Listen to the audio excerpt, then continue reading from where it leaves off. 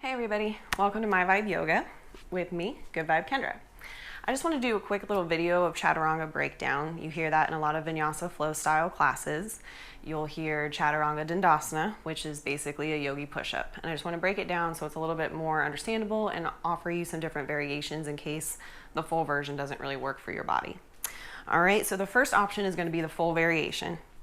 So from a halfway lift, you're going to make your way into a high plank. So once you find your alignment for high plank, you're going to push the floor away, puff up the space between your shoulder blades, draw your belly button in and up and press your heels towards the back of the room, ignite your glutes. Inhale, hinge forward, come over your fingertips onto your tippy toes. Exhale, Chaturanga, which means high to low plank. So lower halfway down, pull your elbows into your rib cage. Inhale, upward facing dog. Come to the tops of your feet, press the floor away.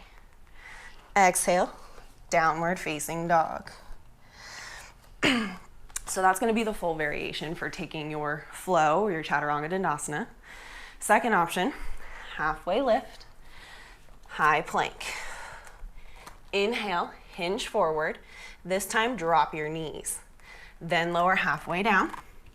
Inhale, upward facing dog. Come to the tops of your feet, press the floor away. Exhale, downward facing dog.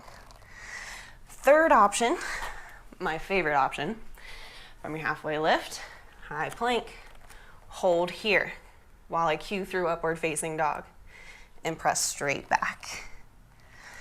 All right, so those are going to be your three options for Chaturanga Dandasana. Whenever you hear that or take your flow, all three of those are viable options for you.